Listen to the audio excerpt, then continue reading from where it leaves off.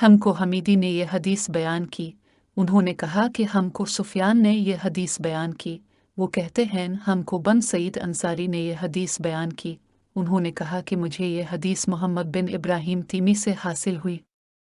उन्होंने इस हदीस को अलक़मा बन वकास से सुना। उनका बयान है कि मैंने मस्जिद नबवी में मिंबर रसूल सल्लल्लाहु अलैहि वसल्लम पर हज़रत उमर बिन ख़िताब रज़ी अल्लाह अन्हु की ज़बान से सुना।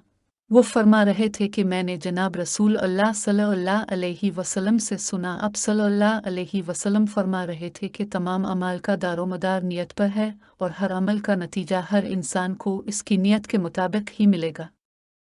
बस जिसकी हिजरत तर्क वतन दौलत दुनिया हासिल करने के लिए हो या किसी औरत से शादी की गरज हो, बस उसकी हिजरत इन्हीं चीज़ों के लिए होगी जिनके हासिल करने की नीयत से उसने हिजरत की है।